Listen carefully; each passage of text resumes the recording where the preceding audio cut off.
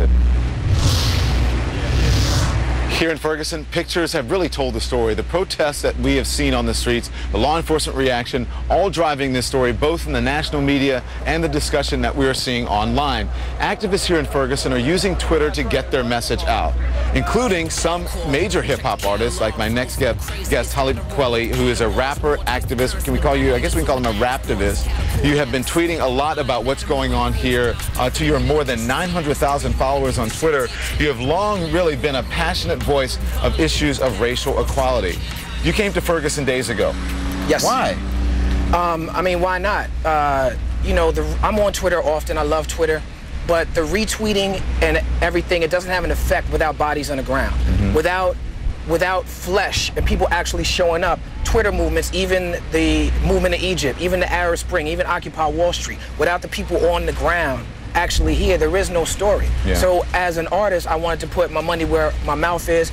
I'm supported by the community that's been brutalized. I have a son that's Mike Brown's age. Mike Brown was in the hip hop. It could happen to me. It could happen to you. You know, I felt like it was important for me to be here and control the narrative because the media has been doing a horrible job of making sure that the stories get out in the right way. Well, I disagree with that, especially with our coverage. I think that we've done really great coverage here, and people in the community are actually coming up commending us on our coverage, saying that it's balanced.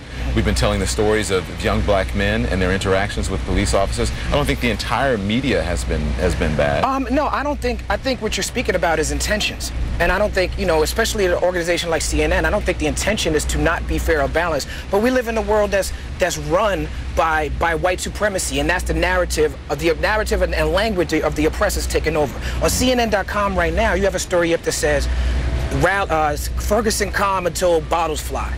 Well, that's inaccurate, because I was there that night, you know what I'm saying? And that's not what happened.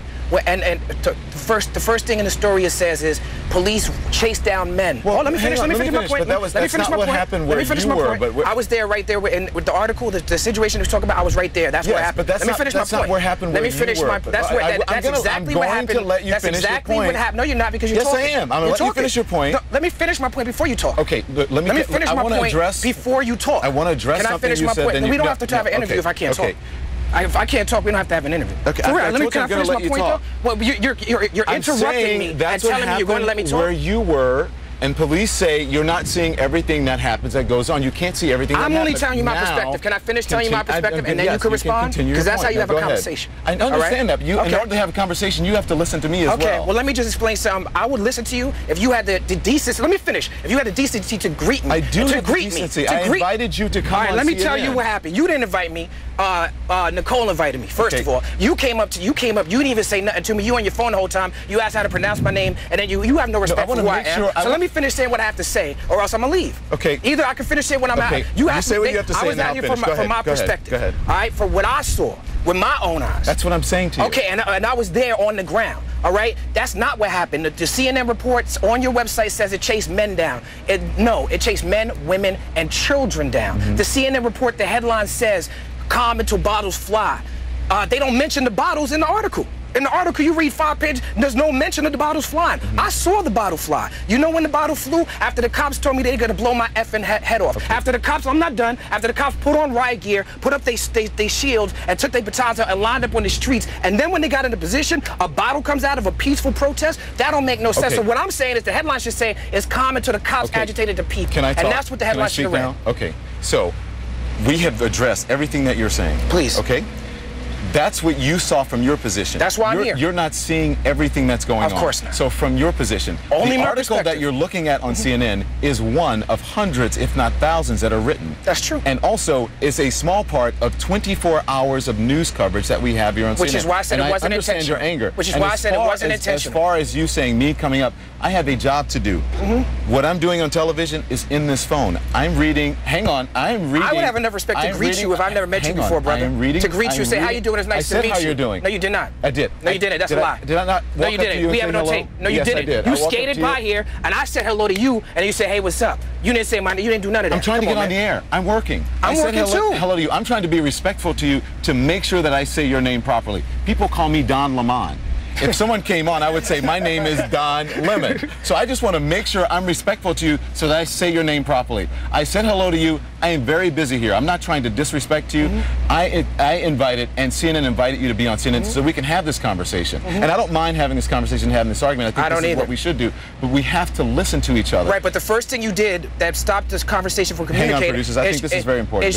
While I was telling my perspective, you've been on TV all day. I'm in the streets, and you out here, and I commend you. I seen you going through the same struggles as a black man that we all going through, and I commend you for being out here, because a lot of people who talk are not out here, and I can tell from your passion, you're not just out here as a journalist. However, the first thing you did when I'm telling my perspective is cut me off, and I'm telling you from my like you correctly said, it's only my perspective. That's all I can be responsible for. Will you just listen to me? I'm not trying to cut you off. I'm trying to address each point that you're giving so that nothing is lost in the sauce. So when you say something, I want to address one point, and then I'm going to stop and let you say something else, and then I'm going to address that point. I'm not trying to disrespect you. What I'm trying to do is get on television so that I can get you on and have a conversation. My job is to represent what I saw, and I have 90 seconds at least to speak when you ask me a question. I know how this goes for me to answer. I got 20 seconds out. Let me say my pizza first, and then we can have a conversation. Okay, so let me tell you this. So for the past 2 minutes, right, the producers have been rapping me saying, let's go. I'm standing here having a conversation with you. If I tell you I'm going to let you speak,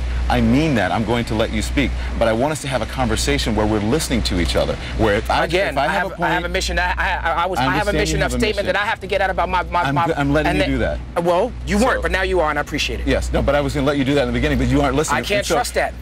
I can't trust that, brother. I can't trust that, brother. So what am I going to do with that? But you've been on, and I'm letting you have this. Yes, you are, and I commend you for it. All right, well, thank you. Good. Thank you. We'll continue having this conversation. I want to say, for people to keep the focus on Mike Brown, I want to say, if you people out here say because they don't see protest movement, why no one protests about black on black crime? Why no one protests? Just because you don't see it, just because you choose to ignore it, don't mean it don't exist. There's an organization for black struggle. They out here. Amnesty International is out here. Dream Defenders is out here. Advancement Project is out here. Black Youth Project is out here. Look them up, support them. See Ferguson, Anonymous. We gotta go. You're gonna get me fired because we gotta go to commercial break. Are we good? Yes. Yes, we're good. We're good. You know what I'm saying? Emotions is flaring high, but we good. No, but this is what we need to do. No doubt. And this is how we talk around the kitchen table. And so we need to do that. Thank you. We appreciate it. We'll be right back.